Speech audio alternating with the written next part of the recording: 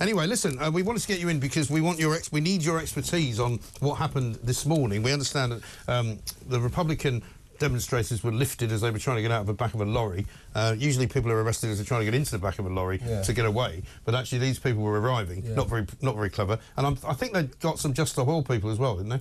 Yes, there's been around 18 arrests that we know of so far, according to the Metropolitan Police's own Twitter account. Yes. And I've been keeping a very close eye on the policing in the build-up to the coronation as well.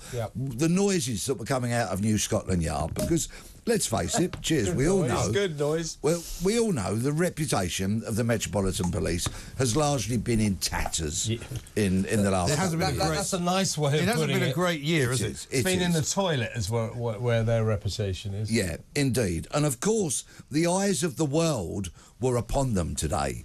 And they most definitely did not want anything to go drastically wrong with the coronation. And we heard the words that they used last week about a very low tolerance to any disruption. Yeah. Just passing some champagne to our guest, our special guest. You're very kind. Thank you. Cheers. God save the king and all that. Cheers. Yes, God save the king. Here he goes. Yeah, so it was you were saying, so yeah, the words coming out of Scotland Yard, very low tolerance. Nothing will be acceptable in terms of disruption. And today they were true to their word. But it's very interesting to see what crimes people were arrested for today. Go on, OK, some people were arrested on suspicion of a breach of the peace. Right. Okay. Now, you could argue quite clearly that blocking roads is likely to cause a breach of the peace. In fact, in recent weeks and months, we've seen angered motorists getting out of their cars, approaching demonstrators, ripping their placards from them, and then over their feet. And then being warned by the police that they are liable to be arrested themselves. Right. So today, breach of the peace, very interesting.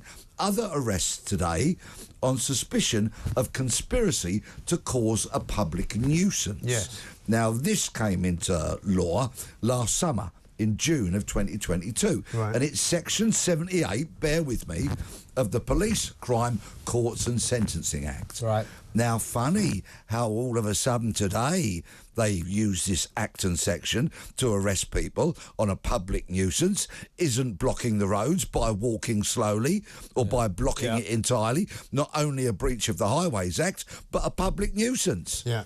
So I would say a lot of what the Met Police have said and done this week and today smacks to me of double standards, because what is good for the royal family should be good for the king's subjects, so that we can go about our business unhindered, unimpeded. But will they say in response to that, the reason they did it today was for a specific one-off occasion, so that, for example, it's all right for people from the Republic organisation to have loud hailers, to glue themselves to things and to wave placards around and shout and scream at people on a different day. They can't do it today because it could cause upset to people who have come to enjoy the coronation, and therefore that would be the breach of the peace. If they had used Section 12 of the Public Order Act 1986, which deals with public processions, then you would have more of an argument. But they didn't. They've arrested people for breach of the peace and conspiracy to cause a public nuisance. So they didn't actually use that legislation. So this is where I find it interesting as well, because people have been arguing all day, of course, as you would expect on social media about, oh, don't you believe in free speech? Well, I think there's a difference between a demonstration, which is what I would call an old-fashioned demonstration, where you're either standing somewhere and chanting something, or you're moving somewhere and chanting something, or you're walking quietly, or you're actually obstructing an area, stopping people from getting to where they want to go, and possibly causing upset to people who have gone to a particular event, which might lead you to get beaten up, in other words. There's been very, very different and contradictory noises, I see it, coming out from the police, because we've had all this very low tolerance stuff this week, and yet we've had Sir Mark Rowley, the Commissioner, talking about facilitating protest. Well, he told Lee Anderson, didn't he tell Lee Anderson just a couple of weeks ago in a parliamentary committee, he said, well, unfortunately, that's not what the law says. We can't just go around arresting people for making a street protest, because the law doesn't allow us to do that. And today they've done exactly that. Clearly today they can. I didn't want these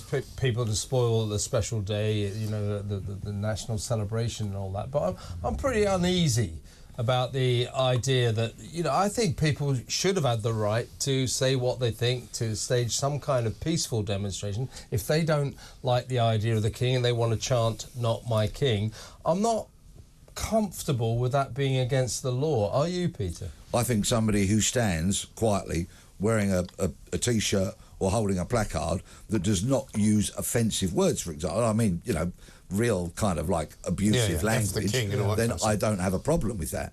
But of course, that is as long as they are not obstructing the highway, for example, or causing a public nuisance, or potentially causing a breach of the peace. You see where I'm going? Yes, with this? I do. I think we have some footage actually of somebody shouting something. I'm not sure if this is related to the arrest or not. Let's have a look.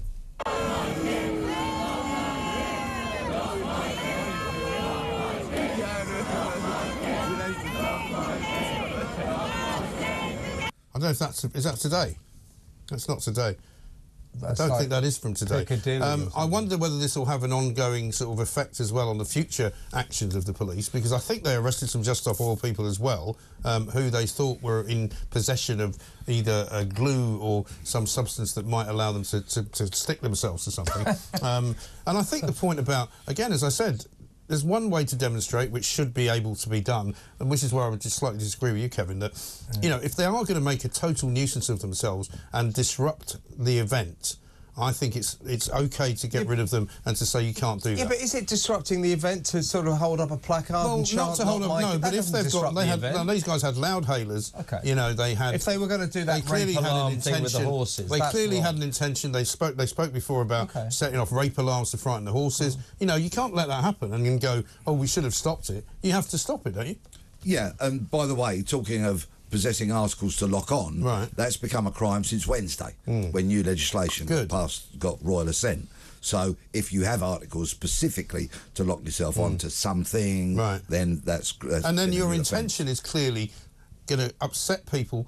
I know that, you know, I'm not against people being upset, but I am against causing a breach of the peace to the extent where there might be violence as a result of something that you do.